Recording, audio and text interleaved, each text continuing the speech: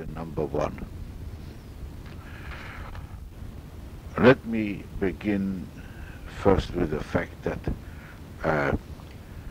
I was a rabbi in Jablonec, Czechoslovakia from 1930 until the Nazis moved into the Sudetenland and 1938, and we fled into the interior of Czechoslovakia at that time, and we didn't get out until June 1939 with an American visa over Holland to America. We arrived in New York on June 22nd, 1939. After a year studying and waiting and doing all kinds of other work, I got my first congregation in the United States in 1940 for the high holidays in Haddon Heights, New Jersey.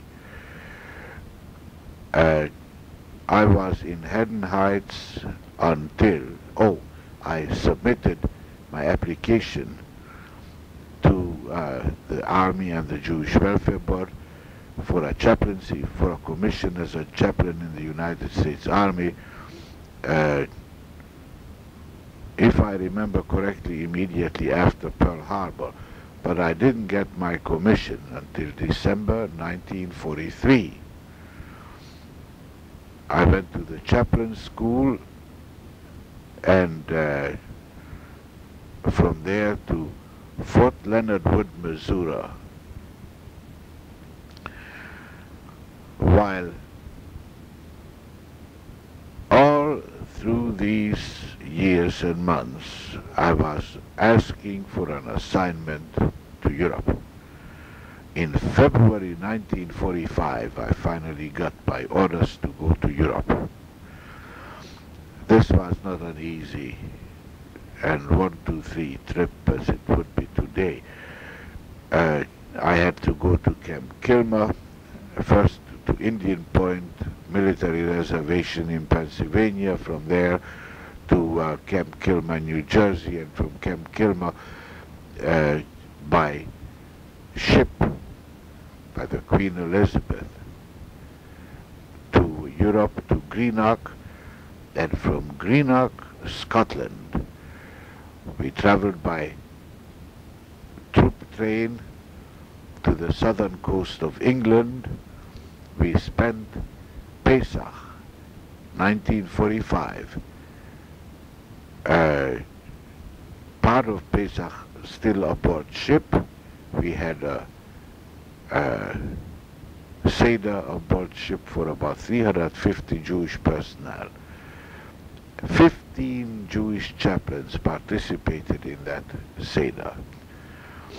I believe Isaiah Rakowski was in charge of the Seder at that time. And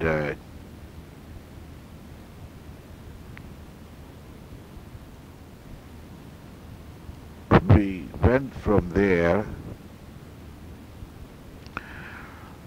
to across the English Channel to Le Havre, and from Le Havre by troop train again to Verviers, Belgium. And we arrived in Verviers about a week after Pesach 1945. That's where I met the first Jewish individuals and also a Jewish family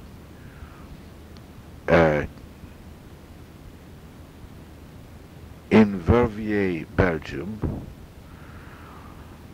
and I describe these experiences in detail in my book. Question number 2. At that time I was still a transient. About a month, end of April, a month later, end of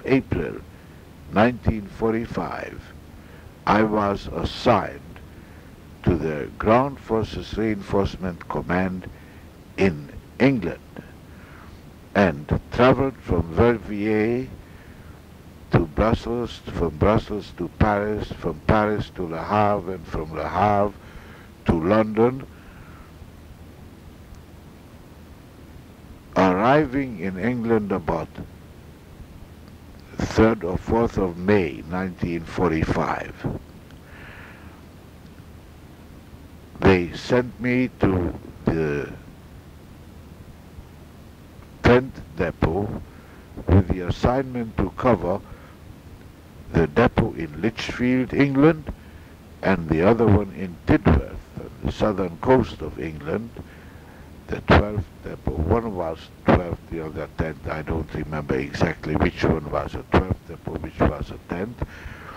And I remained in England from May, from 5th of May until early in August 1945. Finally, in August 1945, I was ordered back to Germany to become the Jewish chaplain of United States Forces European Theater in Frankfurt. End of August or early in September 1945. This is where I started my involvement with displaced persons, with the remnants of European Jewry, really seriously. In England, I met a few individuals, but I couldn't consider the work I did in England during these months in any way connected with my work later for displaced persons. The only one experience strengthened my desire at that time to go back to Europe and to start working with and for displaced persons as soon as possible. That was a Zionist conference in London, which took place either in June or July 1945, at which time I met most of the Zionist leaders in England, Professor Brodetsky and Lady Redding and many others, and I also renewed my acquaintance with Rabbi Stephen S. Weiss, who attended this conference in London in 1945. At that time, I requested again that as soon as operations of the Ground Force Reinforcement Command was phasing out in England, because combat ended before that, to be sent back to Europe as soon as possible. So finally, about end of August or early in September 1945, I arrived in Frankfurt. My experiences upon my arrival are also described in detail in my book. My first attempts to get in touch with the remnants of the Jewish community in Frankfurt, you can find also in very detailed description. Your question number 3 is answered also in as much detail as I can remember. Question number 4. I remained in contact with Chaplain Abraham Klausner, and I heard about the package action in Munich, that Abraham Klausner and Max Wall initiated Rosh Hashanah Yom Kippur 1945, and I initiated similar action in Frankfurt shortly after Yom Kippur. I asked GI personnel to ask for packages, and the packages did come in very good number. And I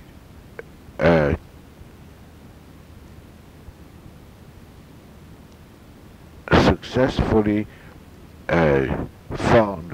searched for and found 2 volunteer DPs who lived in a transient home of the Jewish community in Frankfurt at that time, and we started the package action with these volunteers in charge of the package room. The first idea was to enable relatives in America to send packages to surviving relatives in Germany. But then many of these packages were sent not only by relatives but organizations, and these organizations gave me a free hand to distribute the packages to anybody, and pretty soon this was much larger in volume, packages which I could distribute freely to anybody who came, than packages which had to go to some very definite person. I want to add here that Lieutenant Silva, on page 19, for instance, in my book, is a fictitious name. I don't remember the name of the young Yale graduate lawyer anymore, who was my roommate in Frankfurt and who helped me a great deal because he was assigned to the Combined Displaced Persons Executive with the idea of writing a set of government regulations for the civilian population, for the American courts, which had some jurisdiction over civilian populations. However, the facts of the book are correct, and in addition to this lieutenant, there was a Captain Muchnik, M-U-C-H-N-I-K, who was interpreter to the Russian general, the representative of the Russian army in the Combined Displaced Persons Executive in Frankfurt, and who had a beautiful voice and was a cantor to the GI services in Frankfurt 1945, and helped a great deal with the services, and helped a great deal also with information about the work of the CDPX and what was going on the larger scale. At the same time, I was in constant touch at that time with Chaplain Nadich, who was advisor to the commanding general at that time. I was also in touch with the representatives of the Joint Distribution Committee. I believe I have a description somewhere in the beginning of my book about my trip to Höchst, to the headquarters of the Joint Distribution Committee at that time, Jake Traub and Madame Flagg, which was a very disappointing, terrible a small thing without any staff and without much power to do anything at that time. I want you to know that Jake Traub gave me a considerable sum of money to use it for survivors anywhere I can and in any form or shape I can, and enabled me to do a great deal. I was involved at that time with 3 organizations: the Chief Rabbi's Emergency Council, the Vad Hatzalah, and the Central Committee of Liberated Jews. Joseph Ratner was the secretary in Frankfurt, and we were constantly in touch with each other and tried to do everything we could to help together. I was also in touch with the Jewish community of Frankfurt. Rabbi Neuhaus, and the president was a lawyer by the name of Kahn, and there was a lawyer. All this is described on page 23 and 24 and the following pages, and my visit to Zeilsheim, and the first attempts to do any large-scale relief work was connected with the High Holy Days, where we were able to feed some 2,000 people after the fast on Yom Kippur, 1945, with supplies from the General Officers Commissary, to which General Brown gave me his card, and also with supplies which Chaplain Paul Goran, sent me from England by air, such as herring and other food items, and what was left over after the Yom Kippur services we took to Zeilsheim and distributed it there. I would like to remind you also, this is in response to question number 5, I was also able to get some food from a big consolidated mess where the mess officer was a Lieutenant Klein. And Lieutenant Klein helped me to get some food from the consolidated mess, leftover food from the consolidated mess. And I described this action in my book also in great detail. To question number 6, I would like to pay tribute to the devoted and selfless help of Jewish GIs, whom I asked repeatedly, not only for packages but also for money, and they gave most generously.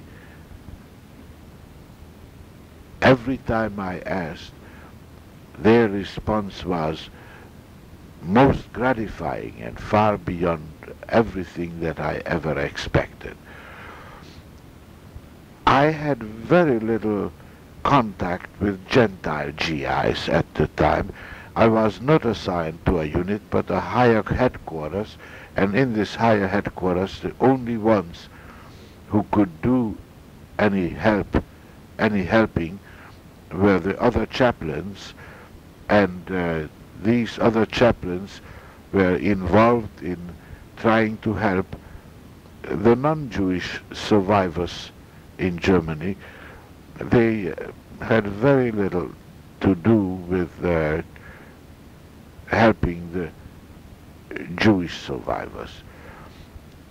I did not meet too many non-Jews who became in any way convinced that it is their duty also to do something for the Jewish survivors. As a matter of fact, they involved me in helping refugees from the East Zone, non-Jewish refugees from the East Zone.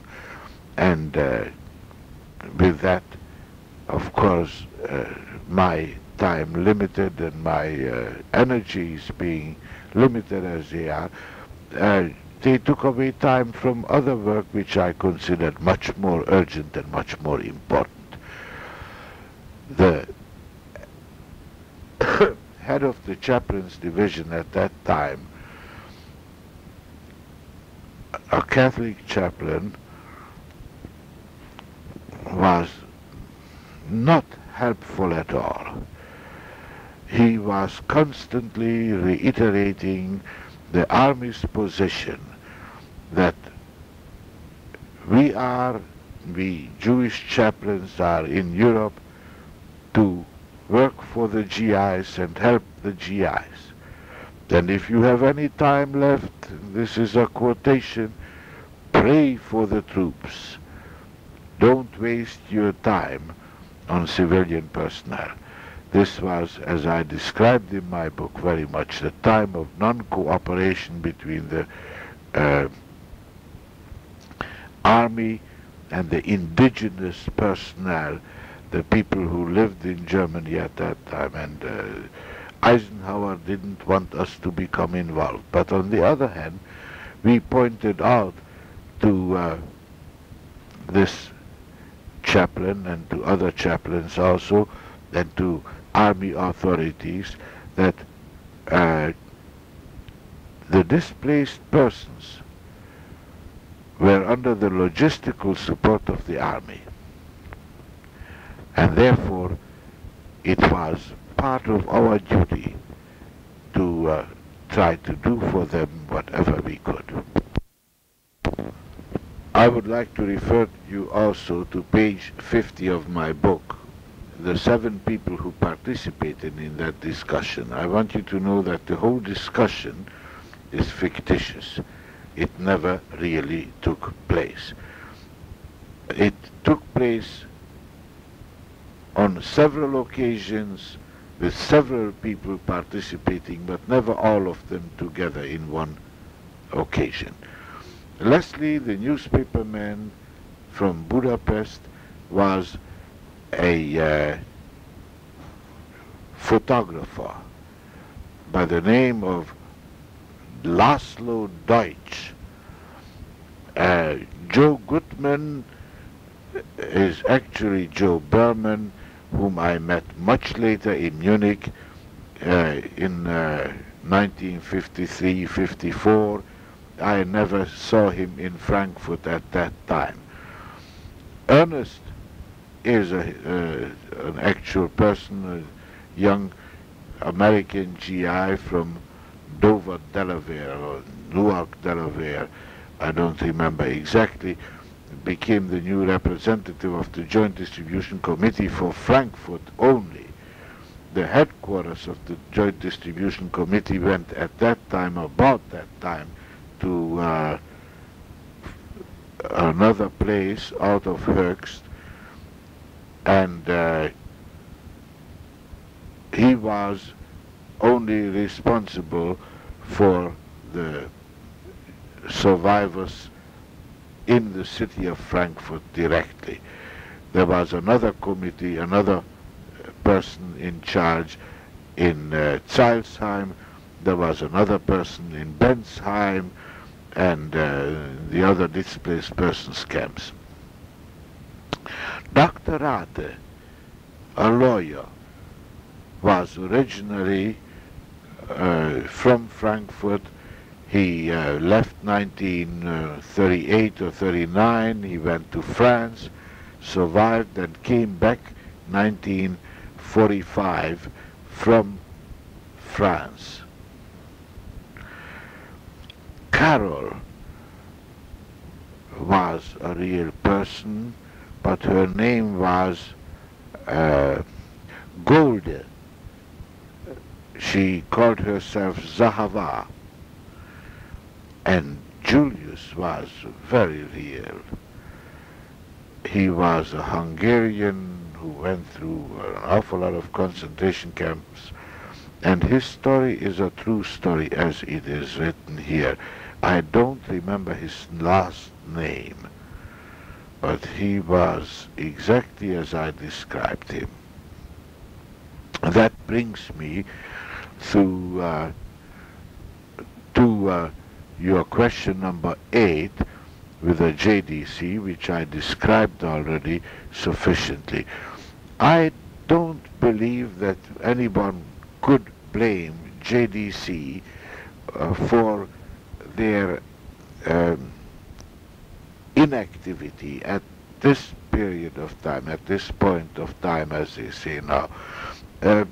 They just couldn't do anything. The JDC was working under the American Red Cross, and the American Red Cross limited their activities as much as they could.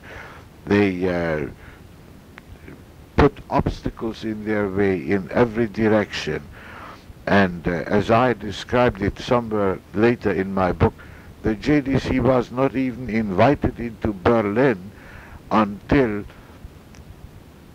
Passover 1946, or even later than that.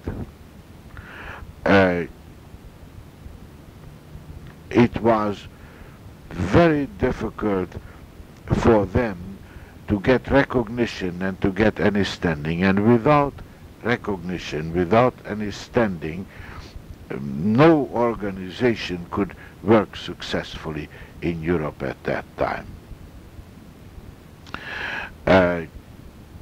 I do blame two organizations, and this I must repeat again, even if you find it in my book also. The Vaad Hatzalah, with whom I had a running argument. They insisted that they will send me kosher food, but I should assure them that I will only distribute it to people who certify through signature, through, I don't know, swear to it, or something of that sort, that they only eat kosher. And I refused to do that. I said, if somebody is hungry and I have food, I will distribute food regardless whether they eat kosher or not, whether the food that I distribute is kosher or not. I will save lives and not souls. And there was a big argument about it, because they said, on the other hand, there are people who kept kosher all through the years in hiding, in concentration camps, and so on and so on. And they should be rewarded. If we have a limited amount of kosher food available, then this kosher food should only be given to those who kept kosher in spite of all the difficulties. Well, it is difficult to measure the grades of hunger. People were hungry, especially Jewish survivors. Thousands of them were hungry, and these hungry survivors I wanted to feed at least to the point where life could become a little more tolerable for them. And I was unwilling to make any distinctions between Jewish survivors who eat kosher and Jewish survivors who don't eat kosher, and make any distinction between kosher food and non-kosher food that I distribute to them, as long as it was food and as long as it saved lives. Of course, there was also some argument all the time with GIs and with army authorities who wanted to limit the activities of army personnel and not allow them a free hand to use all their time or considerable amount of their time on behalf of DPs. This is a running battle that we had to fight, and we tried to fight it with as much tact and as much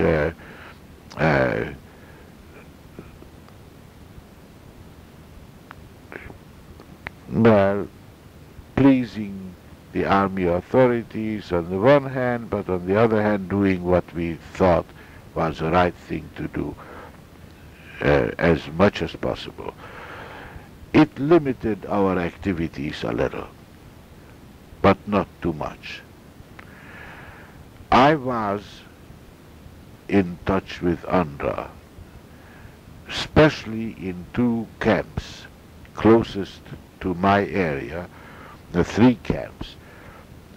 There was no UNRWA representative in the third one in Wiesbaden, but there was an UNRWA representative in Salzheim, and I remember Mr. Nathan very vividly, and I even remember with more admiration and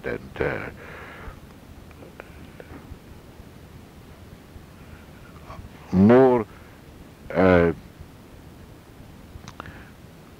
unselfish love the underrepresentative at the Bensheim camp, who was a non-Jewish Danish girl, if I remember correctly. I don't remember her name anymore. There too we came to a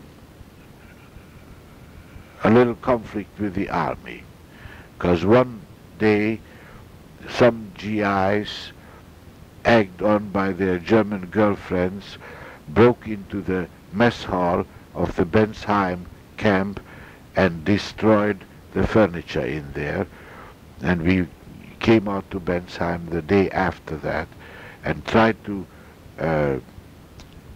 make sure that the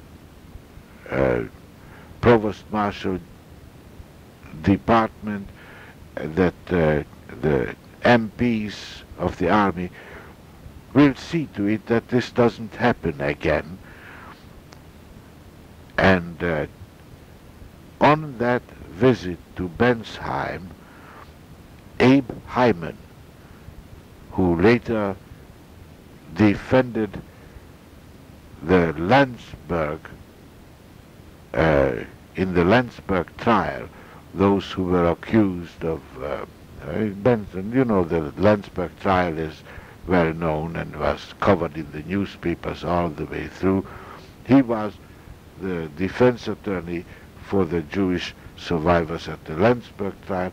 He was with me in Bensheim at that time, and he helped me because he came with the authority of the adjutant general and not just as a chaplain to Bensheim.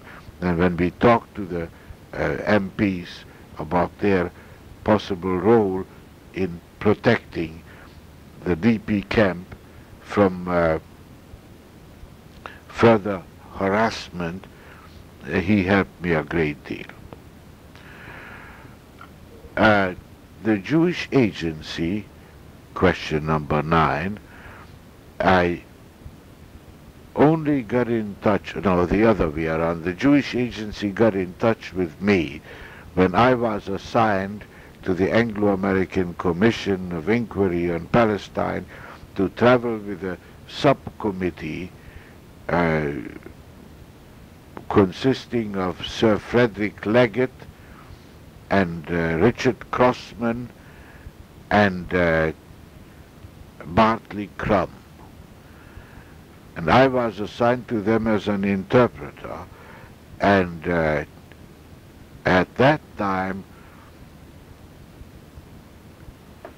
somebody came over to me from Wiesbaden to Frankfurt and asked me to keep a diary.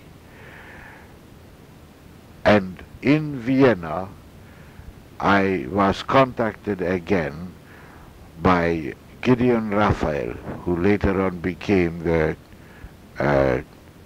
Israeli representative on the United Nations, and Gideon Raphael took my diary to Israel after we finished our work in Vienna.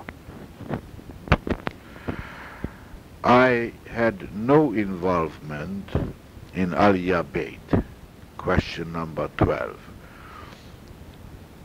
I worked in Europe only, in Germany, from end of August 1945 to about March 1946.